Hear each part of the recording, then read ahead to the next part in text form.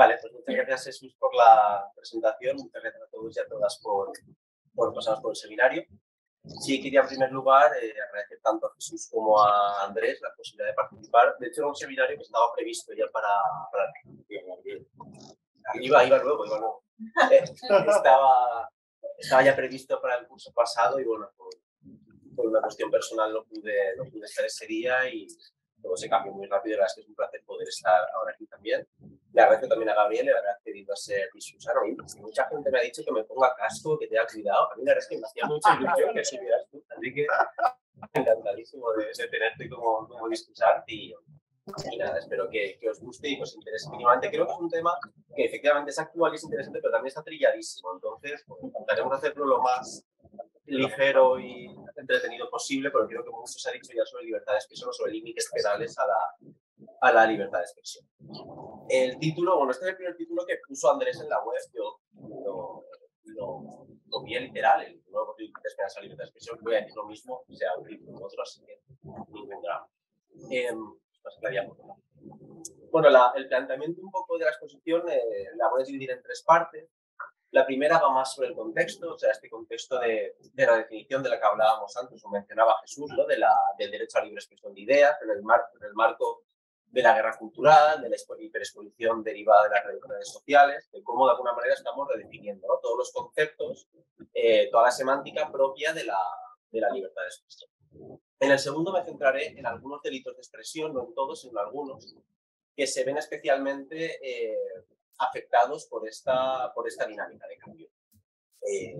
La incitación al odio, lo que conocemos como discurso del odio, el atendimiento del terrorismo, la incitación a las víctimas y la apología del franquismo, la tipificación penal de la apología del franquismo, que bueno, era un proyecto que parece tener este gobierno y que parece que también ha abandonado, pero que nos viene bien porque, como veremos, hay cierto hilo conductor entre las tres conductas.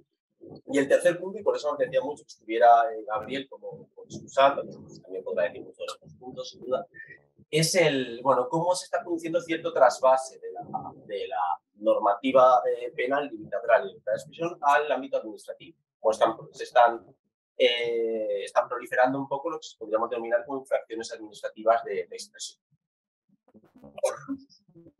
Bueno, empezamos por el contexto, ¿no? Existe en la actualidad una discusión constante sobre la libertad de expresión, sus límites y su adaptación, ¿no? A lo que podríamos denominar una conversación pública de masas, que supone la redefinición de las prácticas culturales que asociamos a la libre expresión de ideas. Este debate ha ocasionado, como decíamos antes, el surgimiento de un lenguaje propio, ¿no? Un lenguaje propio donde podemos ver cómo se entrecruzan de forma líquida conceptos como postcensura, linchamiento, cancelación, qué es o no es políticamente correcto, etc. Todo esto, toda esta nueva gramática proyectada de forma imparable por este comunicativo que sabemos que las redes sociales, ¿no? Que es un poco la práctica comunicativa en términos culturales hegemónicos. Bueno, en este contexto podríamos decir cómo de alguna forma estas redes sociales, ¿no? Permiten una hiperexposición, en ocasiones pasajera, ¿no? de cualquier tipo de opinión, sobre cualquier tipo de polémica, problemática, etcétera, que pueda afectar tanto a los grupos significados en el marco de lo que denominaremos como guerra cultural, como a aquellos que simplemente quieran, muy legítimamente también, expresar su opinión. Sumaríamos a este contexto también algo que ya mencionamos en el seminario de Elisa, como es el carácter casi identitario, ¿no? Otorgado a la posición de víctima. Es decir, cómo la víctima se le reviste, ¿no? El concepto de víctima de una posición de superioridad moral, de una posición de superioridad epistemológica y cómo eso condiciona cualquier tipo de debate, ¿no? Y en ocasiones, obviamente, hay víctimas de esas expresiones de opiniones y otra vez simplemente son personas que quieren ser víctimas de esas expresiones de opiniones, que no es lo mismo. Bueno, todo esto, ¿no? nos lleva a definir algunos de los conceptos básicos, ¿no? de este nuevo marco en materia de libertad de expresión. El primero sería el de guerra cultural, ¿no? Un concepto también muy trillado, que era novedoso hace unos años, pero que la verdad es que lo hemos repetido hasta la saciedad. ¿De qué hablamos cuando hablamos de guerra cultural? Bueno, básicamente, ¿no? Muestra la disputa por la hegemonía a partir de distintos aspectos de la vida social, los cuales, mediante su consolidación como prácticas dominantes, pretenden un cambio, una modificación en el sentido común sobre ese concepto, buscando en todo caso una imposición, como he dicho al principio, hegemónica. La guerra cultural se basa sobre todo en el carácter antagónico e irreconciliable de las concepciones que lo sostienen, sean morales, sean políticas, sean religiosas, éticas, etc.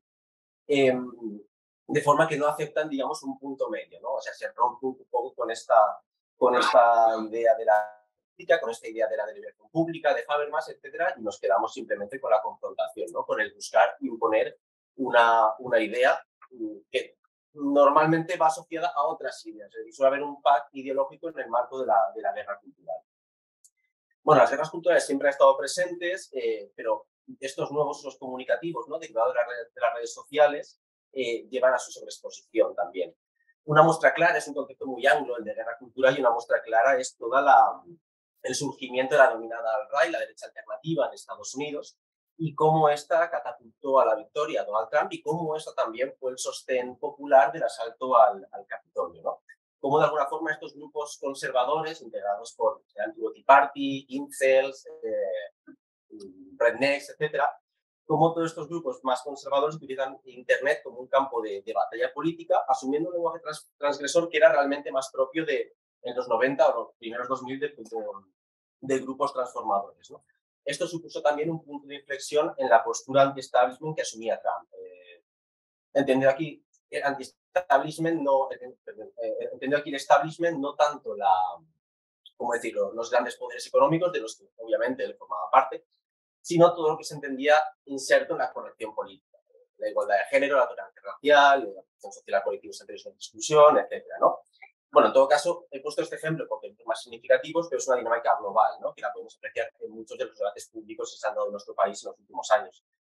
Podemos pensar discusiones sobre feminismo, sobre apropiación cultural, identidad sexual, límites del humor, cuestiones ligadas a la prostitución o el trabajo sexual, la memoria histórica, las medidas que asumíamos en el COVID, la nueva canción de Shakira. O sea, quiero decir, realmente hay muchos marcos en los que se puede dar esta guerra cultural.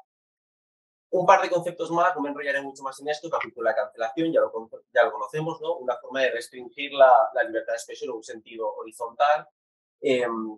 Cultura de la cancelación, que en principio surgía como una manera de empoderar o de dar altavoces, ¿no?, a ciertos colectivos que no tenían el apoyo del establishment, pero que después se ha tornado en un mayor punitivismo o mayor restricción en materia de libertad de expresión. Eso no debe llevar, yo creo, tampoco a sancionar cualquier tipo de opinión o protesta organizada mediante redes. Es decir, parece que ahora todo es cultura de la cancelación y que por tanto todo se tiene que censurar, toda opinión, digamos, contraria a un estado de cosas, a una acción, etcétera. Tampoco es eso, es decir, se tiene que limitar la cultura de la cancelación, pero eso no quiere decir que las personas que quieran muy libremente decir que X persona ha hecho algo lo puedan hacer en redes. Y bueno, también el concepto de panóptico digital, ¿no? Como ese panóptico clásico, como diseño arquitectónico de Bentham, ese punto en medio esa torre, perdón, en medio de una prisión que servía como un aparato de vigilancia, dispositivo de vigilancia, que creaba una sensación de control permanente que después se evolucionó en el panóptico de Foucault a ese control funcional, ¿no?, que hibridaba tanto lo formal, la prisión, la policía, como lo informal, la fábrica, la religión, la escuela, etcétera. Bueno, adopta una tercera fase, ¿no?, el panóptico digital, en el que realmente la diferencia cualitativa es que aquí aceptamos ser víctimas de ese sistema de control social, ¿no? Somos tanto actores como víctimas del sistema de control social que representan las redes sociales, todo lo derivado del Big Data, etc. Bueno, en este marco yo creo que es necesario, ¿no?, repensar cuáles son los límites de la libertad de expresión y hasta dónde puede llevar también la penalización de la libertad de expresión, ¿no? Aquí yo creo que es pertinente recordar la paradoja de la tolerancia de Karl Popper, que ya conocemos, ¿no? Bueno, ya la podéis leer ahí, ya sabéis un poco el significado. Y aquí también quería poner un vídeo que, si le salen ya, y Shira, vamos a ver si va primero y si va, os pongo en contexto. Sí que va, sí que va. A ver. Ahora vais un poquito, perfis. Ahí, esto a YouTube. Vale. Pues ficar pausa. Vale, es un vídeo, no sé si lo habéis visto, de la serie de Good Fight. Es un spin-off de la serie de Good Wife que se centra en uno de los personajes secundarios, que es una de las abogadas de ese despacho. Esta abogada es víctima de una estafa tipo Madoff, una estafa piramidal, y cuando ella iba a dejar su despacho de abogados y retirarse, bueno, pues para seguir trabajando, empieza en un despacho de abogados afroamericanos que sobre todo defienden cuestiones ligadas a temática racial. Bueno, este vídeo es un vídeo en el que algunos de los miembros de ese despacho de abogados acuden a un punto de votación. Un punto de votación creo que en alguna población más sureña, más controlada por fuerzas republicanas, o fuerzas un poco a la derecha de fuerzas republicanas, para intentar garantizar el voto de la población negra, de la poca población negra que hay en ese distrito, en esa región, etc. En este vídeo, lo interesante, por lo que lo he puesto, es el momento en el que esta persona que tenemos aquí, que es un miembro de este despacho de abogados, bueno, rompe la cuarta pared, que se llama el cine, ¿no? Esta técnica que conocemos mucho de series de comedia en la actualidad, que utiliza muchos Scorsese, por ejemplo, en El Lobo de Wall Street, en uno de los nuestros también, y cómo él dirige un discurso a la cámara, ¿no? Un discurso sobre la legitimidad o no de pegar un puñetazo a un nazi, básicamente. Vamos a verlo si queréis. Disculpad porque está en inglés sin subtítulos, porque no lo he encontrado con subtítulos, pero luego si queréis hacemos un poco review y lo vemos.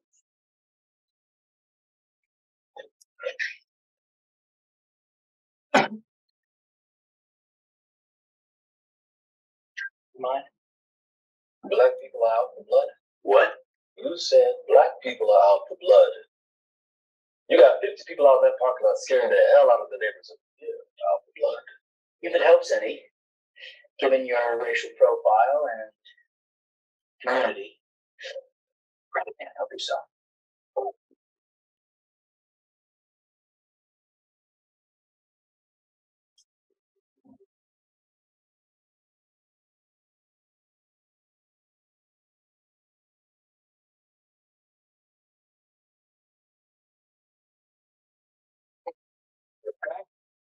Help you out. Too bad you fell down like that. Did you head on the sink? Floors can be slippery. We're good here if you want to head back. You sure? Yeah. Thanks. Oh, I know what you fucking did. I know what that bitch did. She done this bitch.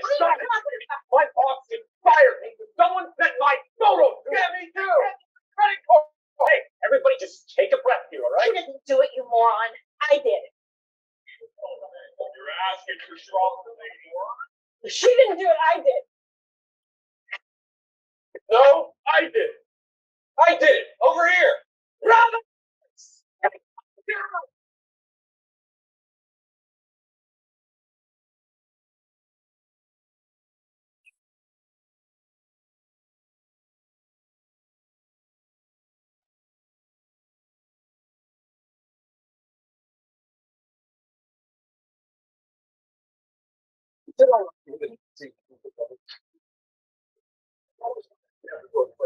Never instigate. Besides, notice that. But then I saw a video of the white nationalist Richard Spencer being punched in the face during an interview, and I realized that Spencer was in a press suit, wearing a tie, being interviewed like his opinion mattered, like he's being considered part of the conversation, like neo-Nazism was just one political point of view. And then I realized there's no better way to show some speech is not equal. Some speech requires a more visceral response. It's like Overton's window. Let's determine which idea is tolerated in public discourse. Well, Overton's window doesn't mean shit unless it comes with proper enforcement. So yeah, this is enforcement. It's time to punch a few Nazis.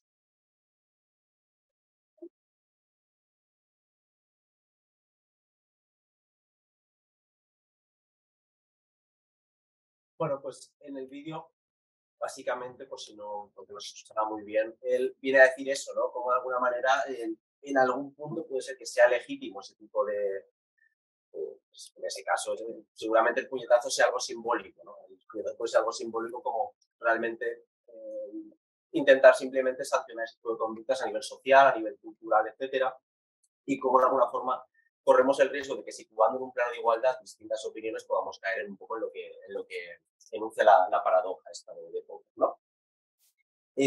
¿Das otra? Bueno, y aquí tiene mucho sentido también con el vídeo esta contraposición, ¿no? Entre dos efectos que van muy ligados a la restricción de la libertad de expresión. Por una parte, el efecto desaliento, que conocemos mucho más, ese desincentivo en el ejercicio de derechos fundamentales, que puede suponer la punición de un delito de expresión, por ejemplo, y el factor disuasorio que yo puedo tener. Al efecto de desaliento se le contrapone el efecto silenciador, que está mucho más desarrollado por parte de la doctrina norteamericana, sobre todo por doctrinas de tipo feminista y ligadas a la Critical Race Theory.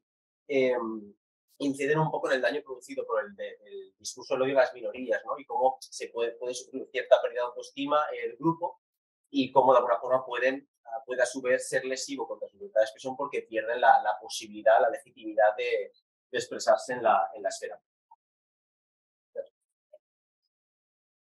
Bueno, he hecho un poco esta referencia al contexto, pasé a los delitos de expresión que me interesaba que analizáramos rápidamente, que es la incitación al odio, el crecimiento de la apología. Cuando hablamos de delitos de expresión, pues pasarlo, Claudia, por favor. Es una categoría no tipificada, o sea, en un sentido amplio hace referencia a los delitos cometidos en la libertad de expresión, además de los que he mencionado pueden ser otros, como las injurias, las calumnias, los delitos de consentimiento religioso, injurias a corona, ultrajes a España, etcétera. Pero como hilo conductor de los que he puesto en la diapositiva y en la exposición, se trata que son, o sea, hay que considerar que son conductas apologéticas, ¿no? Son conductas que de alguna forma buscan provocar un estado de cosas mediante esa expresión de opinión. Bueno, sobre estos delitos, ahora muy brevemente, ¿cuál sería el canon constitucional en materia de libertad de expresión previo a la sentencia del caso Strawberry que analizaré posteriormente?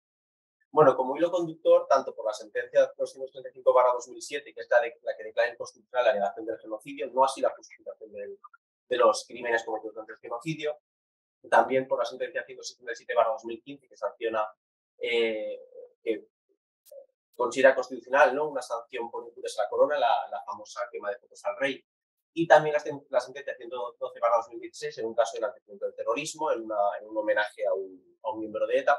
Básicamente, lo que podemos sacar en claro de las tres sentencias es que requiere una incitación directa a la violencia, pero también que realiza una equiparación de distintos tipos de conductas con el discurso del odio, cuando, como veremos después, el discurso del odio exige una interpretación más restrictiva ligada a la protección de ciertos colectivos o ciertas minorías opinibles.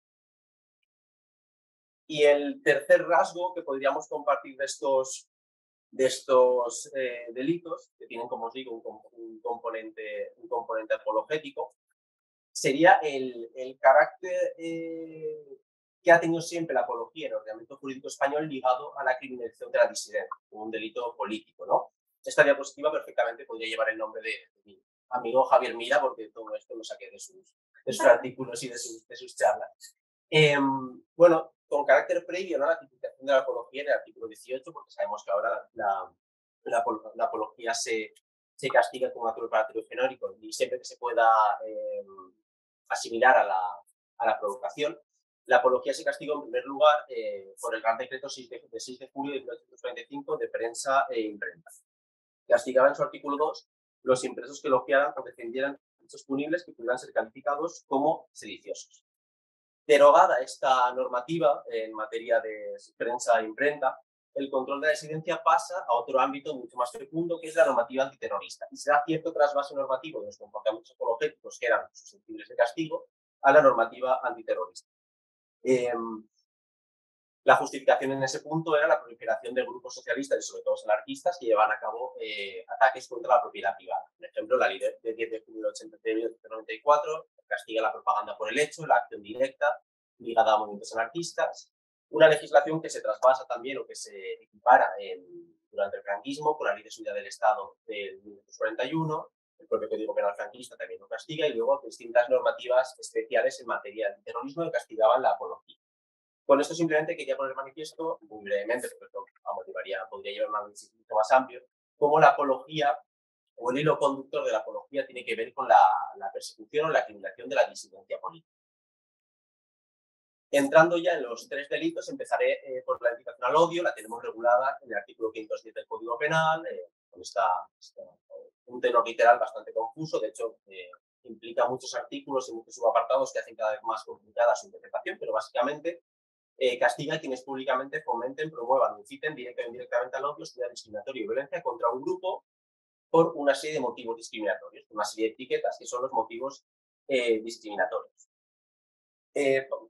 Pasando en este caso a mínimas referencias de lo que será el discurso del odio, en este caso de la incitación al odio, que es el delito per se, donde podemos ver esta conducta, hablamos de un bien jurídico protegido representado por el principio de igualdad material. O sea, como de alguna forma ciertos colectivos, ciertos grupos requieren de una mayor protección que dispensa en este caso el Estado mediante la punición del discurso del odio. Como no se puede de alguna forma legitimar este tipo de discursos de expresión de opiniones, que lo que están haciendo es minusvalorar esa posición en la esfera pública de distintos grupos, o determinados grupos, que arrastran un historial, ¿no?, de discriminación sistémica. Hablamos sobre todo de protección de grupos o colectivos vulnerables, susceptibles de mayor riesgo de exclusión. Aquí una definición, por ejemplo, del profesor Fresno Linera. Hablamos de grupos de población particularmente desfavorecida y vulnerable que necesitan una protección especial. Se habla mucho de vulnerable, yo lo utilizo sobre todo porque es lo que tenemos en las sentencias, pero sí que es cierto que podría tener mucho más sentido hablar de minorías, de grupos desprotegidos, de grupos en riesgo de exclusión, por el carácter un poco peyorativo que puede tener la vulnerabilidad de una persona, ¿no? Vale. En el case law del Tribunal Europeo de Derechos Humanos tenemos ejemplos, colectivos con la minoría étnica gitana, personas con problemas de salud mental, personas diagnosticadas con VIH o demandantes de asilo, y podemos ver también una definición en términos negativos, por ejemplo, la sentencia del Tribunal Europeo de Derechos Humanos, un caso en el que se castiga a Rusia por una condena a una persona que en un blog dirigió ciertos insultos a la policía. Entonces, bueno, a partir de esa sentencia podemos sacar una definición en términos negativos de lo que es un colectivo vulnerable, ¿no? Al decir por qué no lo es la policía. Habla aquí de que difícilmente puede ser descrita como un grupo de minoría protegida, con un historial de opresión o desigualdad, o que se enfrente a perjuicios estructurales, a la hostilidad o a la discriminación, o que sea vulnerable por cualquier otra razón y que requiera como consecuencia una protección reforzada. En un sentido negativo, aquellos grupos que sí que necesiten esa protección serían objeto del discurso del odio, sujetos pasivos del discurso del odio. Y bueno, hay una mínima referencia también a la sentencia Taulat Segura Capellera contra España, que es la que castiga a España por infracción del artículo 10 del convenio, por la condena que hemos visto antes, que sí que legitimaba la sentencia constitucional 177/2015. Bueno, en materia, siguiendo un poco con el sujeto pasivo del delito, ¿no?, y el bien jurídico protegido, es necesario mencionar esta circular, ¿no?, esta circular 7/2019 de la Fiscalía General del Estado. Bueno, es una circular, yo creo que nefasta en este sentido, ¿no?, porque si fijaros que dice de alguna forma que el origen del delito no está relacionado con la protección a los colectivos favorecidos, pero que después la vulnerabilidad del colectivo no es un elemento del tipo delictivo que requiera ser acreditado, sino que el legislador, haciéndose juicio de valor previo al incluirlo en el tipo penal a partir de esa vulnerabilidad intrínseca o situación de vulnerabilidad del entorno social. Y dice que tampoco lo es el valor ético que pueda tener el sujeto pasivo. Y pone luego un ejemplo muy desafortunado al decir que así una agresión a una persona de ideología nazi o de incitación al odio de tal colectivo puede ser incluida en este tipo de delitos. Lo que viene a hacer esta circular realmente es más bien anecdótico lo del ejemplo. El problema es lo que dice previamente. Es decir, lo que está diciendo es que cualquiera de los motivos discriminatorios del artículo 10, en un sentido amplio, es el artículo 10, no, perdón, el artículo 510, los motivos discriminatorios son tales como la situación familiar, la ideología, la religión, la pertenencia a una etnia, raza, nación, origen nacional, sexo, etcétera, que esos motivos per se ya pueden ser discriminatorios. Es decir, que no vamos a entrar a valorar la orientación sexual de una persona, sino que cualquier tipo de manifestación contraria a una identidad sexual o una orientación sexual puede ser discurso del odio, o que cualquier tipo de expresión de opiniones contrarias a una ideología, sin considerar esa ideología, va a ser discurso del odio. Es tanto como decir, si tomamos ejemplo, que se puede haber discurso del odio contra los hombres blancos, heterosexuales y pues, autónomos o ricos o lo que sea. Es decir, no tiene más sentido que ese. Y ese es el problema realmente de esta circular, que equipara todos los posibles rangos de situaciones o de casos que pueden haber dentro de estos motivos discriminatorios.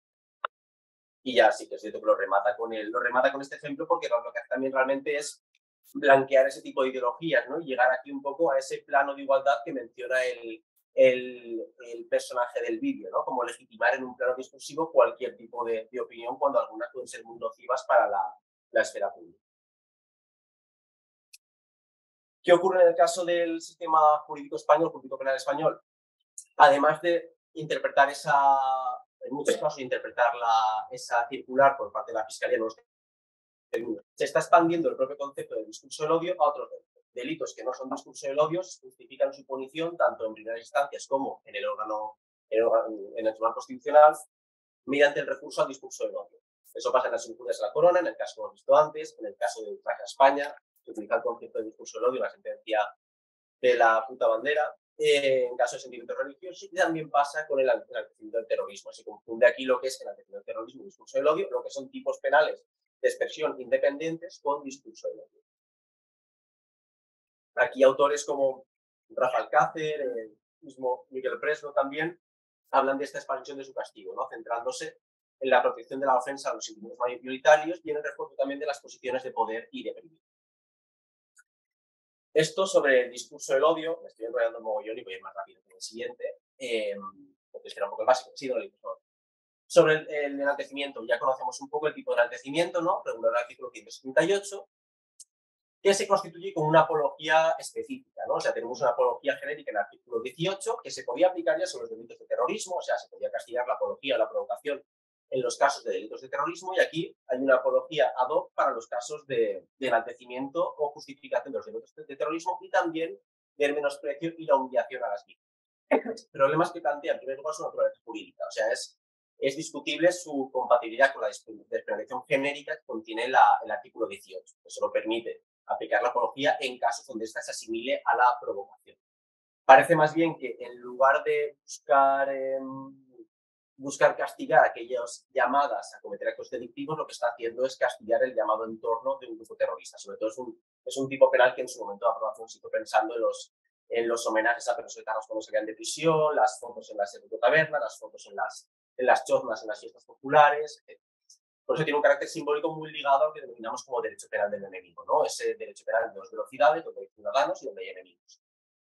Plantearme también si es realmente un delito de terrorismo, ¿no? Es un delito que sí que puede ser relativo al terrorismo, pero no necesariamente un delito de terrorismo porque no lo cometen personas integradas en un grupo terrorista. Y de ahí también nos lleva a considerar injustificada esa competencia asignada a la Audiencia Nacional.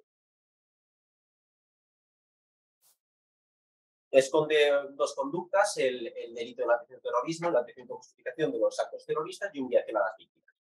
La aplicación jurisprudencial durante la primera época, es decir, antes del cese de la actividad de ETA, bueno, básicamente lo que comentaba antes, declaraciones públicas de líderes de la izquierda Abertzale, discursos laudatorios en miembros de ETA, exhibición de símbolos, letras de canciones de grupos de punk vasco, lo que el profesor Manuel Cancio denomina actos de reafirmación interna de los numerosos rituales de cohesión del segmento social identificado con la legitimidad de ETA, y no tanto actos en los que exista una salida, una manifestación fuera de su propio campo. Es decir, son actos dentro de un nicho, dentro del nicho que representa un poco el entorno de ETA, que representaba el entorno de ETA, si es que realmente eso se puede mencionar aquí. Esto sí, en la primera época. En la segunda época, que además viene con una reforma operada por la Ley Orgánica 2/2015, se agravan las penas. El tipo básico en la redacción inicial se castigaba con una pena de 1 a 2 años, ahora se castiga con una pena de prisión de 1 a 3 años. El tipo agravado del apartado segundo castiga en su mitad superior cuando los hechos se hubieran llevado a cabo mediante la difusión de servicios o contenidos accesibles al público a través de medios de comunicación, internet, etc. Aquí ya estamos en un momento en que las redes sociales, como decíamos antes, son un poco la práctica comunicativa dominante, ¿no? Entonces, todos los casos que hemos ido viendo, conocidos, Cassandra, Strawberry, Baltonic, etcétera, han sido realizados mediante las redes sociales, sobre todo porque ya no estamos hablando de este tipo de casos o de abanico de casos ligados a la izquierda Abertzale y a concentraciones en el espacio público, sino que tienen mucho que ver con personas desconectadas completamente de la actividad terrorista y que hacen esto más bien o por provocar o por expresar un poco su opinión a partir de un atentado, etcétera. ¿Qué ocurre en estos casos? Que si realmente vamos a castigar con la mitad superior los actos llevados a cabo mediante redes sociales, y es mucho más fácil ahora mismo que veamos estos comportamientos por redes que por una persona gritando en la plaza de un pueblo, por ETA, por otro tipo de comportamiento, esta modalidad agravada va a pasar a ser la modalidad básica. Y el riesgo aquí es que se castiga con la mitad superior de una pena de 1 a 3 años y 2 años y un día a 3 años. Eso permite que una persona sin antecedentes penales pueda entrar a prisión, ¿no? Es un poco lo que casi pasa con el colectivo de raperos de la insurgencia. Y bueno, en el apartado tercero hay una modalidad súper agravada que no se ha aplicado nunca y que, bueno, no viene al caso. Aplicación jurisprudencial en esta segunda época, lo comentaba antes, no sé si de alguna forma se expande este uso del discurso del odio. Estamos hablando sobre todo de actos desvinculados de ETA. ETA ya no está activa en este momento, y sobre todo se produce en el ámbito externo del terrorismo en forma de manifestaciones humorísticas, satíricas o artísticas centradas en su actividad delictiva, o también en ridiculizar a víctimas mediáticas, como ocurrió con Irene Villa, con Carrero Blanco, con Eduardo Madina, etc. En última instancia, también tiene un componente moralizante. Están protegiendo sentimientos mayoritarios, valores morales, etc. ¿Vale? Más que una persecución del terrorismo, parece criminalizar aquí cierto disenso con un pensamiento político o cultural hegemónico o dominante. Aquí tenemos dos tendencias, ¿no? En esta segunda época. Una aplicación del tipo penal siempre que de las manifestaciones pueda desprenderse una conducta exaltadora del terrorismo o tendente a despreciar a las víctimas sin ninguna referencia al contexto o a la finalidad. Prácticamente se constituye una responsabilidad objetiva, ¿no? La sentencia del Supremo en el caso Strawberry, la sentencia del Supremo en el caso Valtonyc, también en el caso de Pablo Hasél. Una segunda tendencia más restrictiva se busca integrar la interpretación constitucional relativa a la necesidad de generar un riesgo, o sea, exige cierto riesgo, cierta incitación directa, y que esa incitación directa pueda llevar realmente a la comisión de actos terroristas, y también considerar el contexto, además de una directiva europea que incluye esta referencia, ¿no? al riesgo real de comisión de actos terroristas. En esta línea tenemos la sentencia 35/2020 en el caso Strawberry, y también la sentencia del TDH, el juicio contra España, que anula a su vez la interpretación de la sentencia 111/2016 que he comentado antes. La problemática aquí es que estas dos líneas interpretativas se aplican de forma vacilante sin que exista ningún tipo de criterio. Y, por ejemplo, en el caso de Cassandra, si no me equivoco, la castigó la Audiencia Nacional, sí que la absolvió el Tribunal Supremo. En el caso de Strawberry, lo absolvió la Audiencia Nacional y lo castigó el Tribunal Supremo. Y esto ha pasado mucho.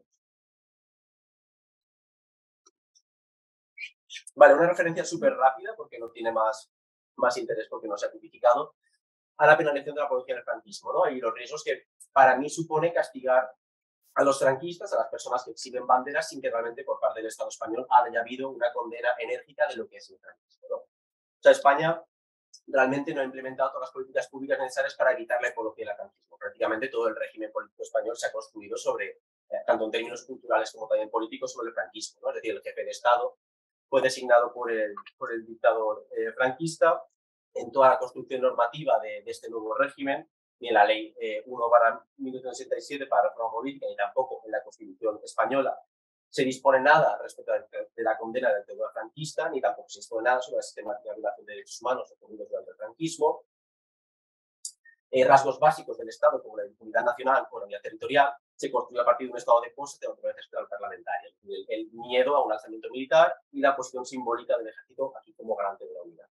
Hay una continuidad en materia policial, en materia militar, en materia judicial, que no permite tampoco observar un cambio en el régimen, y hay una existencia completa de cualquier proceso de justicia transicional, y tampoco se atiende a las garantías de verdad, reparación y justicia.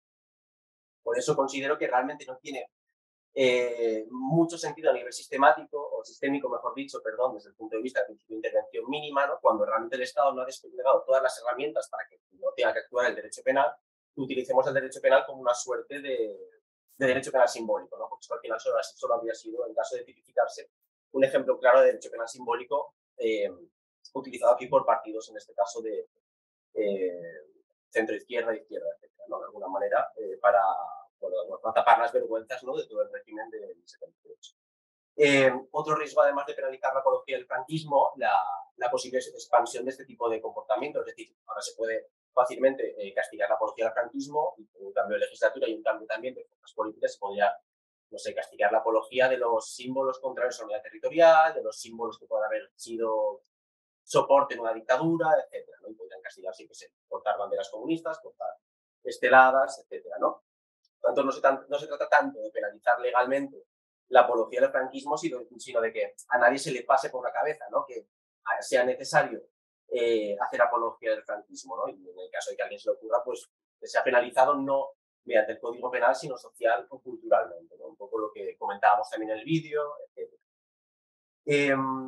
Bueno, ahí había un par de propuestas, en principio las únicas propuestas conocidas de tipificación, ¿no? Ligadas también a modalidades, en este caso específicas del discurso del odio, ¿no? Del artículo 510 del Código Penal.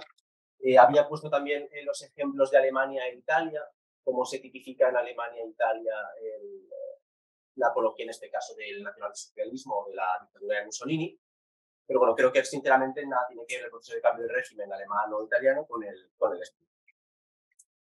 Vale, y con esto de alguna forma acabaría, ¿no? Con los tres delitos que quería comentar, y una referencia yo creo que mínima, sobre todo a los puntos que en la diapositiva, porque no, sinceramente esta parte la tengo mucho menos dominada, más allá de haber revisado los artículos de Gabriel y de nuestra compañera o excompañera Carmen Tomás Valiente, un poco de los puntos básicos, yo creo, para el debate, ¿no?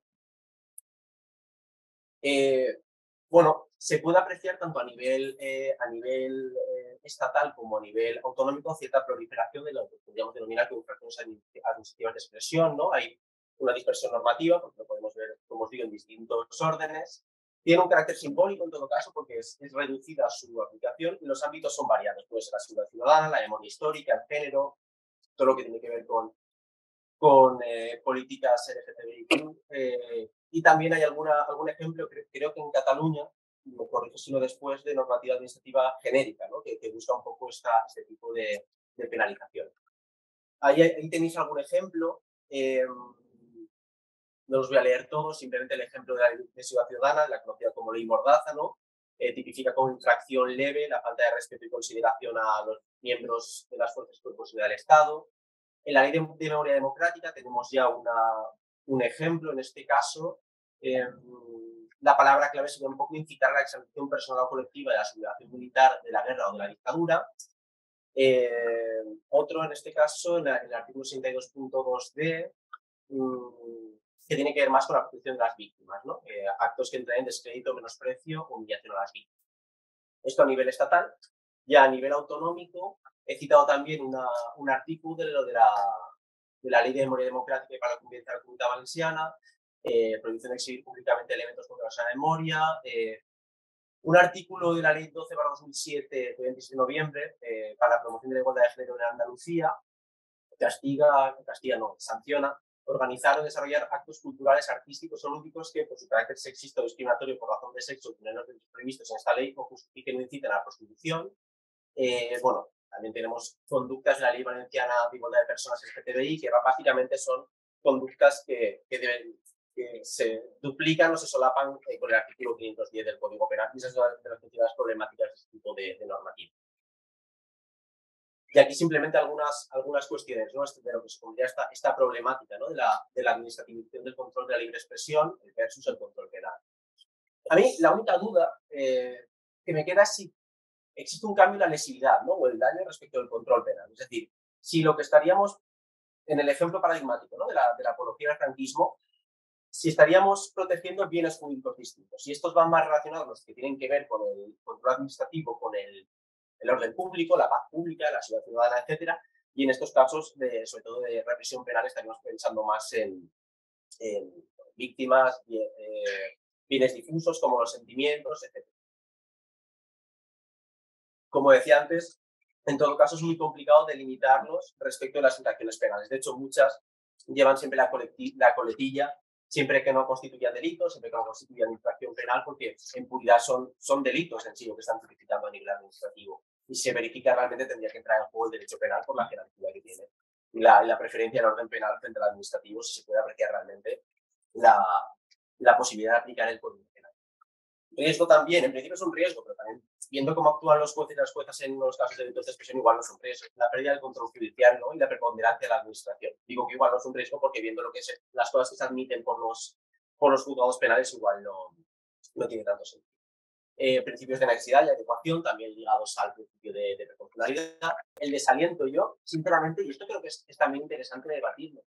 A mí, entre un año de prisión que se puede suspender y pues ahora mismo 10.000 euros me hacen un roto mayor ir a firmar a juzgados una vez al mes, ¿no? Entonces yo creo que habría que plantearse también qué produce más efecto de desaliento, ¿no? Si estas sanciones, porque los marcos los marcos, digamos, monetarios de las sanciones son muy amplios, o el miedo que puede suponer una eventual sanción penal, ¿no?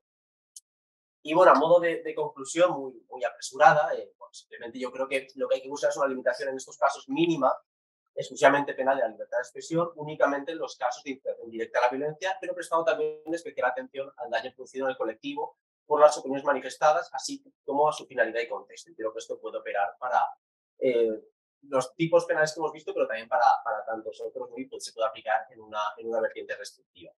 La parte administrativa, yo me plantea muchas dudas por eso, porque cuando no estamos hablando de duplicidades, estamos hablando de casos donde parece que está sancionando con una mayor severidad por la vía administrativa que por la vía penal. Incluso las multas suelen ser mayores también por la vía administrativa y cuando se castiga con multa penal si atendemos un poco a los marcos. Y termino ya porque he hablado el doble de lo que quería hablar. Nada, simplemente muchas gracias por la paciencia y gracias también por haber venido.